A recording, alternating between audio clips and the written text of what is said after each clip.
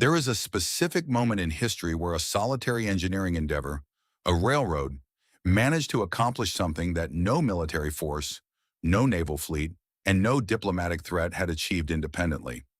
It sketched the invisible boundaries of an approaching conflict. It transformed long-standing friends into fierce adversaries. It compelled nations that had spent centuries loathing one another into hesitant partnerships. And it achieved all of this before a single bullet was discharged in the summer of 1914. That endeavor was the Baghdad Railway, occasionally referred to as the Berlin to Baghdad Railway, a massive German-funded rail line intended to cut through the decaying Ottoman Empire and link the core of industrial Europe to the oil-abundant shores of the Persian Gulf. On the surface, it appeared to be progress, a swifter path to the east, commerce, growth, and modernization. However, beneath the steel and wood, the Baghdad Railway was something entirely different. It was a tool not of combat, but of financial supremacy, and every significant power in Europe identified it as such. Britain viewed it as a blade pointed at the Suez Canal, at India, and at the primary arteries of their global empire. Russia perceived it as a barrier rising between them and the warm waters they had desired for many generations. France saw it as a violation of Ottoman debt agreements they had meticulously fostered for decades. And Germany, the bold newcomer to the imperial arena, viewed the railway as nothing less than the essential key to their future as a legitimate world power. The Baghdad Railway did not trigger World War I on its own. No individual event ever does. Yet it quickened the forces that made the conflict unavoidable. It solidified alliances, intensified suspicions, and established a geopolitical game board in the Middle East that we are still traversing more than a century later. So, let me transport you back to the late 1800s, when a fading empire, a ravenous Kaiser, and a railroad agreement set the fuse for the most lethal conflict the world had ever witnessed. To comprehend the Baghdad Railway, you must first understand the condition of Europe and the Ottoman Empire during the closing decades of the 19th century. The Ottoman Empire, once the dread of Christendom, was now publicly called the sick man of Europe. It was losing territory rapidly. It was submerged in debt. And every great power on the continent was circling like scavengers, waiting for the body to finally stop breathing. The Russo-Turkish War of 1877 to 1878 had been disastrous. The Ottomans lost vast portions of territory in the Balkans, and more crucially, they were left financially ruined.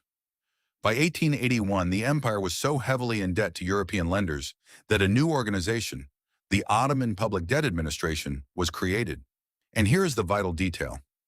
This organization was managed not by the Ottomans, but by delegates of the very European powers the empire owed money to, mainly Britain and France.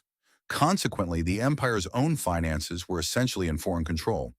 The Sultan could not utilize his own revenues without the consent of foreign bookkeepers residing in his capital. Now imagine the shame of that. You are the leader of an empire that once reached from Vienna to the borders of Persia, and now British and French financiers are instructing you on how much of your own tax income you are permitted to retain. Into this climate of decay and desperation stepped a new participant, the German Empire. Germany in the late 1800s was a country burning with ambition. It had only been consolidated in 1871 under Otto von Bismarck, and in the interval of just 2 decades, it had changed itself from a collection of feudal states into the most potent industrial economy in mainland Europe. German steel output surged from roughly 950,000 tons in 1886 to an incredible 13 million tons by 1910. German plants were producing machinery, chemicals, and weaponry at a rate that matched and in some instances exceeded Britain. But Germany faced a challenge. It was late to the colonial competition. Britain possessed India, vast territories in Africa, and control over global maritime routes. France held North Africa, Indochina, and significant railway investments in the Ottoman Levant. Russia was absorbing Central Asia entirely and eyeing Persia with obvious greed. Germany had some colonies in Africa and the Pacific, but nothing that equaled the magnitude of its industrial goals. It required markets for its products, origins of raw materials, and strategic depth, the kind that results from having economic footholds outside of Europe. Thus, Germany looked eastward, not toward the scramble in Africa, where the finest territories were already taken, but toward the Ottoman Empire, a vast, underdeveloped, resource-wealthy territory where European impact was already significant, but where no single power held absolute control. The Ottomans, for their part, were seeking a new ally. Britain had effectively seized Egypt from them. France was interfering in Syria and Lebanon. Russia was their ancient foe to the north. Germany, by contrast, had no colonial footprint in Ottoman territories, no record of land seizure, and importantly, it possessed the industrial capacity and the financial strength the Ottomans urgently required. It was a marriage of convenience, and the Baghdad Railway was its dowry. The concept of a railway linking Constantinople to Baghdad and further to the Persian Gulf was not a German brainchild. The idea had been circulating since the 1830s, when a British officer named Francis Chesney surveyed the Euphrates River Valley and suggested a path to India that avoided the lengthy sea journey around Africa. The British government examined the idea, but ultimately concluded it was too hazardous and too costly, given the political volatility of Ottoman Mesopotamia. The French, meanwhile, had already constructed the famous Orient Express, linking Paris to Constantinople by rail. They also managed several railway lines in the Ottoman Levant, in present-day Syria and Lebanon, and they viewed the Eastern Mediterranean as their zone of commercial influence. However, it was a German engineer named Wilhelm von Pressel who truly gave the Baghdad Railway its structure. Pressel was hired by the Ottoman government in 1872 to create plans for railways across Turkey. He spent years mapping the terrain, examining the mountain passes of the Taurus and Amanus ranges, and crafting detailed proposals. Pressel was a dreamer. He viewed the railway not merely as a business project, but as a revolutionary force that could modernize the Ottoman Empire, develop its farming interior, and unite its distant provinces. Following the devastating defeat of the Russo-Turkish War, Sultan Abdul Hamid II became increasingly open to the concept. The railway, he believed, could help re-establish Ottoman authority over its Arabian lands and offer a strategic alternative to the sea paths that were controlled by the British Royal Navy. In 1888, the Sultan provided a concession to a group led by Georg von Siemens, the managing director of Deutsche Bank, and Alfred von Kaula, a director of the Württembergische Vereinsbank. Together, they established the Anatolian Railway Company and started extending an existing British-constructed line from Hyder Pasha on the Asian bank of the Bosphorus inland to Ankara. The Ankara line was finished by the end of 1892, and a second concession was provided to extend the railway further south to Konya, which was completed by 1896. These early lines functioned effectively and punctually. They created goodwill with the Ottoman Ministry of Public Works and positioned Deutsche Bank as the leading foreign railway operator in Anatolia. And hidden in the original concession was a provision that would alter history, an agreement by the Anatolian Railway Company to consider extending the line all the way to Baghdad at some future time. That future time was arriving quicker than anyone expected. In 1898, Kaiser Wilhelm II conducted a state visit to the Ottoman Empire that was as much a display of imperial drama as it was a diplomatic task. The Kaiser arrived in Constantinople with a group of over 500 officials, military staff, and attendants. He navigated the Bosphorus in his imperial vessel, the Hohenzollern, and met privately with Sultan Abdul Hamid. But the visit did not conclude in Constantinople. The Kaiser traveled onward to Haifa, Jerusalem, Bethlehem, Beirut, and finally Damascus, where he gave one of the most significant speeches of his career. Standing at the burial site of Saladin, the legendary Muslim fighter who had defeated the Crusaders, Kaiser Wilhelm proclaimed himself the permanent friend and defender of 300 million Muslims across the globe. The speech sent ripples through European capitals. The British were enraged. The French were worried. The message was clear. Germany was not just looking for trade deals in the Ottoman Empire. It was positioning itself as a political and spiritual partner of the Islamic world, a direct defiance of British and French colonial rule over Muslim populations in Egypt, North Africa, India, and beyond. During that same visit, the Sultan presented the Kaiser with something remarkable: the opportunity to extend the railway from Konya through Baghdad all the way to Basra in the Persian Gulf. It was the ultimate reward, a rail line spanning roughly 1,600 kilometers through the center of Mesopotamia, linking European industry to the oil fields and waterways of the ancient world. Georg von Siemens at Deutsche Bank was initially doubtful. He recognized the massive engineering hurdles, the political dangers, and the immense cost of building through some of the most challenging terrain on the planet. In a moment of annoyance, he reportedly remarked that he could not care less about the concession or the entire Baghdad Railway. The political hurdles were that intense. In fact, Siemens was so frustrated that he offered the project to the Russian finance minister, Sergei Vita, at the start of 1899. Vita turned it down. But the Kaiser was not a man who took no for an answer easily. German ambassador Freiherr Marshal von Bieberstein pressured Siemens to sign the initial concession despite his doubts. After Siemens passed away in 1901, his successor at Deutsche Bank, Arthur von Gwinner, took over the project and proved to be much more eager. On the 27th of November 1899, Sultan Abdul Hamid officially granted the concession to the German-led Anatolian Railway Company. The conditions were immense: a 99-year lease, Ottoman government assurances of a minimum 4% yearly return on invested capital, mining rights within a 20-kilometer zone on each side of the tracks, the right to construct and manage ports at Baghdad, Basra, and the Persian Gulf endpoint, and exclusive rights to all branch lines within that corridor. The formal contract creating the Baghdad Railway Company was signed in March of 1903, and construction officially commenced. Now, this is where we must pause and analyze exactly what was at stake, because the Baghdad Railway was much more than a building project. It was a direct defiance of the existing global hierarchy, and every major power grasped this instantly. Begin with Britain. The British Empire in 1903 was the most potent entity on the planet. Its navy commanded the oceans. Its colonial territories spanned every continent, and its strategic lifeline, the element that held the entire system together, was the Suez Canal.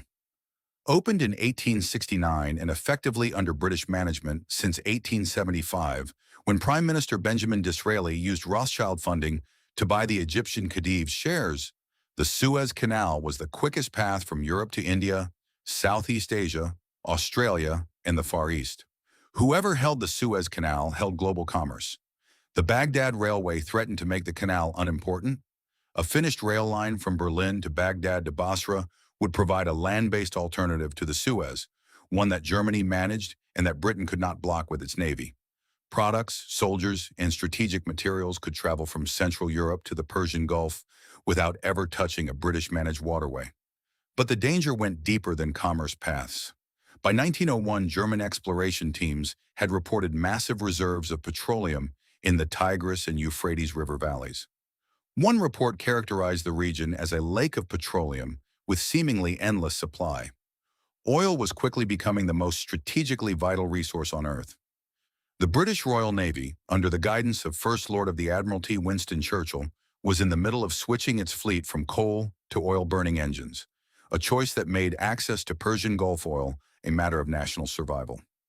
The Anglo-Persian Oil Company, which would later become British Petroleum, was already active in what is now southwestern Iran. A German railway ending at the Persian Gulf with mining rights along its entire span would place Germany within striking distance of these oil fields and provide it with an independent supply of petroleum that Britain could not manage. Lord Lansdowne, the British Foreign Secretary, was direct. In a statement to the House of Commons in 1903, he announced that Britain would regard the creation of a naval base or fortified port in the Persian Gulf by any other nation as a grave threat to British interests, and that Britain would oppose it with all available resources. The message was aimed directly at Berlin. The British reaction to the Baghdad Railway was not restricted to angry speeches in Parliament. It was strategic, deliberate, and ultimately life-changing for the entire map of the Middle East. First, in 1899, the same year the railway concession was given to Germany, Britain moved to create a protectorate over Kuwait. This was not a coincidence. Kuwait was located at the head of the Persian Gulf, exactly where the Baghdad Railway was planned to end. By bringing Kuwait under British protection, London effectively blocked the railway's southern terminal. The Sheikh of Kuwait, Mubarak al-Sabah, signed a deal with Britain vowing not to give up any territory or host any foreign agent without British approval. It was a minor treaty with massive results. Without access to a deep-water port on the Gulf, the economic success of the entire railway was in doubt. Second, the British government worked behind the scenes to sabotage funding for the project. Deutsche Bank required British and French capital to finish the line. The engineering hurdles alone were massive. The Taurus Mountains, rising to over 3,700 miles, needed a series of 12 tunnels with a total length of over 7 miles, along with concrete viaducts and high bridges through some of the most rugged terrain in Western Asia.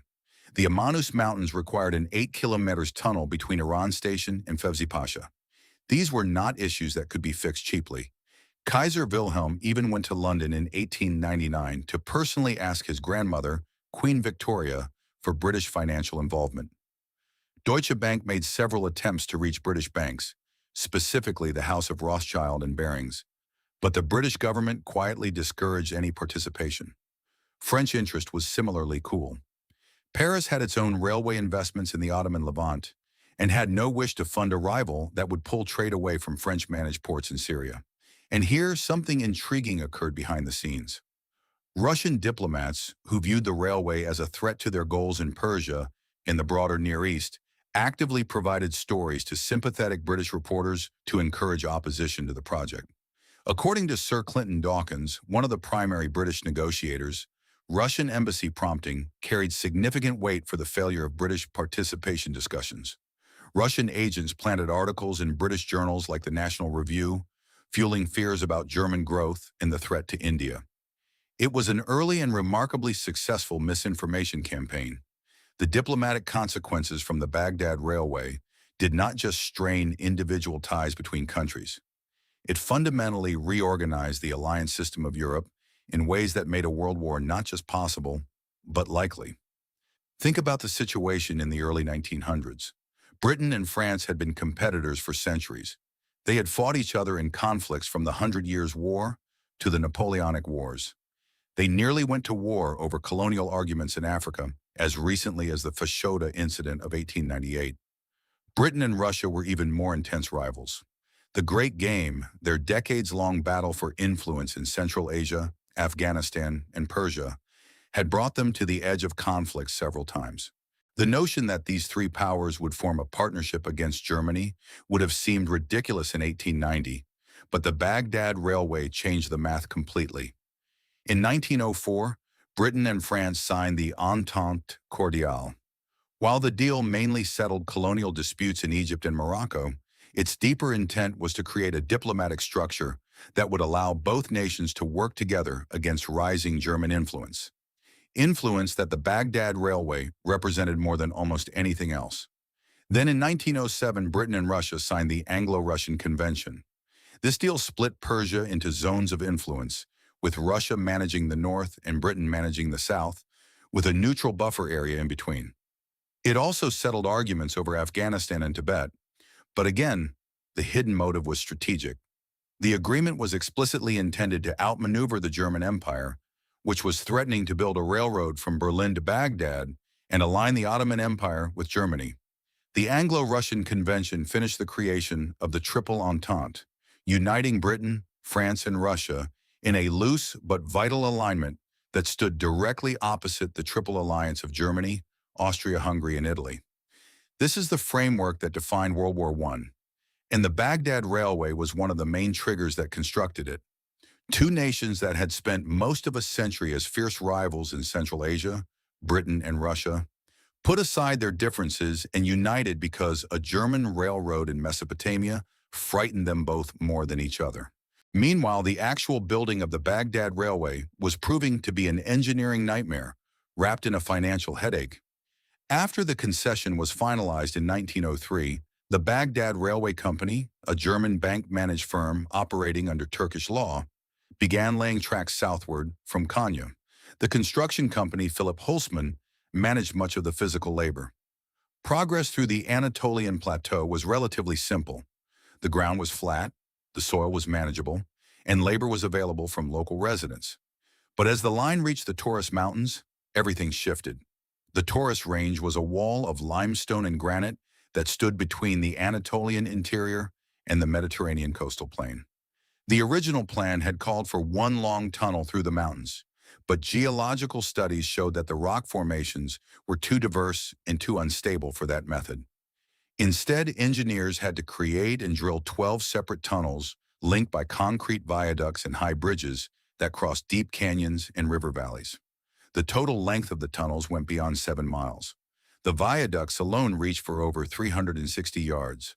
Most of the drilling had to be done through solid limestone, and in areas where the rock was less stable, concrete lining had to be used to prevent cave-ins. The work was slow, costly, and hazardous. Beyond the Taurus were the Amanus Mountains, which offered their own set of hurdles. The Ottoman government had insisted that the railway path stay inland, away from the Mediterranean coast, to keep the line out of reach of British naval cannons. This strategic choice added hundreds of kilometers to the path and forced the engineers to drill the massive 8-kilometer tunnel through the Amanus Range. This single tunnel took years of work and huge amounts of capital. Financial troubles worsened the engineering issues. Deutsche Bank had expected British and French involvement to help cover expenses. But after the diplomatic failures of 1903, they were mostly on their own. The Ottoman government's kilometric assurances, which vowed to make up any deficit in the railway's income, were viewed with deep doubt in Paris and London. British and French officials worried that if the Ottoman government fell too far into debt to the Baghdad Railway Company, it would effectively become a German satellite, with Constantinople tied into Berlin's political and economic circle.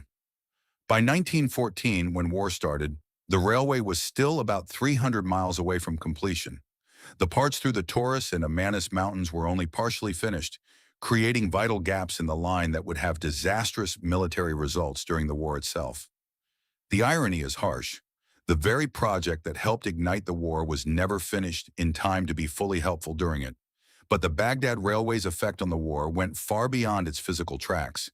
It influenced the Ottoman Empire's choice to enter the conflict on the side of the Central Powers, a choice that opened entirely new fronts and stretched the war across the Middle East, North Africa, and into the Caucasus.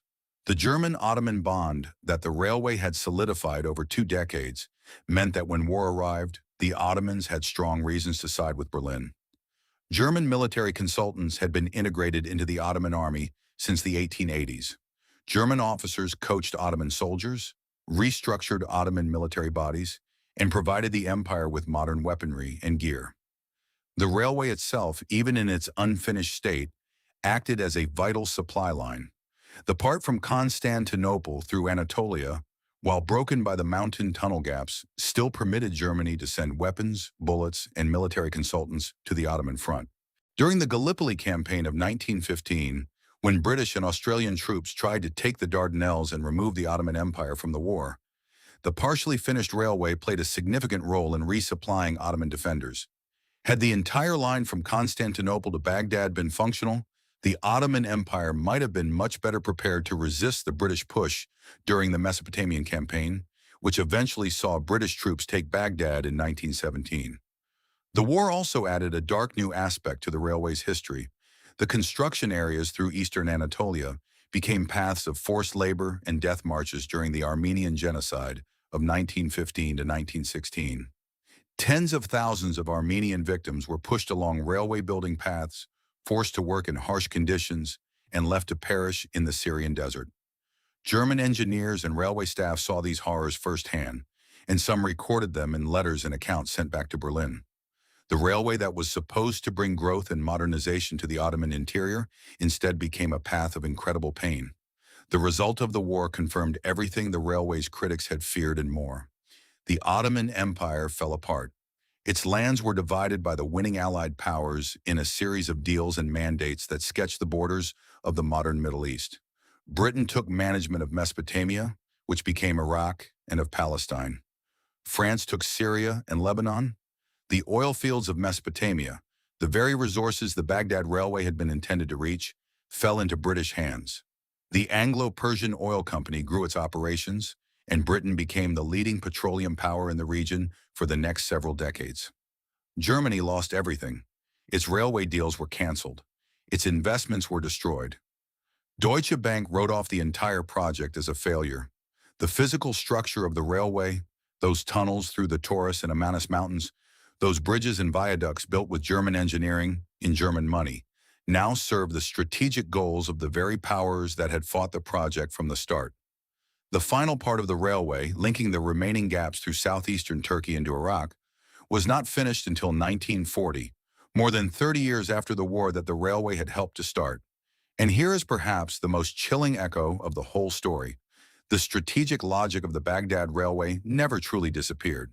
In 2023, the Iraqi government announced a $17 billion infrastructure plan called the Development Road, a rail and highway path running from the new Al Faw deepwater port on the Persian Gulf northward through Iraq to the Turkish border. The project clearly refers to the Berlin to Baghdad model. Its goal is the same, to create a land-based trade path between the Gulf and Europe that bypasses the Suez Canal. The geography has not changed. The oil is still there. The strategic math is still the same. A century later, nations are still battling over the same paths, the same resources, and the same bottlenecks. What makes the Baghdad Railway such a fascinating case study is that it shows how economic goals and strategic fears can create a chain of results that go far beyond anyone's original plans. Kaiser Wilhelm did not construct the railway to start a war. Georg von Siemens at Deutsche Bank did not want the deal in the first place. Sultan Abdulhamid wanted to modernize his empire and keep it together. Wilhelm von Pressel, the German engineer who created the path, was truly confused that his railroad had become such a focus of international conflict. But none of that mattered. What mattered was what the railway stood for. To Germany, it stood for access, markets, oil, and strategic depth. To Britain, it stood for a mortal threat to the Suez Canal, to India, to naval power, to the entire structure of imperial strength. To Russia, it stood for a German wall blocking their way to the warm waters of the Persian Gulf. To France, it stood for a rival that would drain trade and influence away from their Levantine lands. Each power looked at the same set of railroad tracks and saw a different horror, and so they prepared themselves against it. Britain secured Kuwait, denied the project capital, and built alliances with its oldest foes. Russia put aside its pride and signed deals with the British Empire it had spent a century fighting. France joined the group out of its own fear of German surrounding. The Triple Entente, the alliance that would define the Allied powers in World War I, was constructed in large part as a reaction to a railroad, not to an army, not to a fleet, but to a business railway running through the desert. There is a phrase that historians sometimes use when discussing the origins of the Great War. They call it the tragedy of miscalculation. Every power believed it was acting in self-defense. Germany believed it was simply seeking its rightful place in the sun, as Kaiser Wilhelm famously said. Britain believed it was guarding the empire that it had spent centuries constructing. Russia believed it was protecting its southern side. France believed it was stopping German dominance over Europe. All of them were right and all of them were wrong. Because in seeking their individual safety, they created a system of alliances and counter-alliances, of arms races and strategic promises that made it nearly impossible to manage a local crisis without starting a continental war. When Archduke Franz Ferdinand was killed in Sarajevo in June of 1914, the alliance system that the Baghdad Railway had helped to create turned a Balkan killing into a global disaster. Austria-Hungary moved against Serbia. Russia moved to protect Serbia. Germany moved to support Austria-Hungary. France moved to honor its alliance with Russia, and Britain entered the war when Germany invaded Belgium. But the strategic math that made British entry certain had been formed by 2 decades of fear, doubt, and rivalry rooted in no small part in a German railroad aimed at the Persian Gulf. The Baghdad Railway did not pull the trigger, but it loaded the weapon. It was the slow fuse, the quiet buildup of strategic pressure that changed Europe from a continent of rivalries into a continent at war. And that is perhaps the most vital lesson of this story. Wars are rarely started by the things we expect.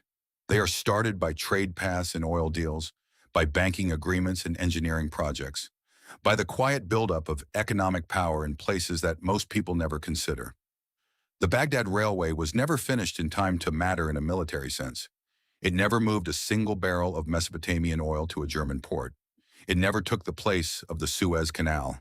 It never made Germany the leading power in the Middle East. But it terrified everyone who thought it might.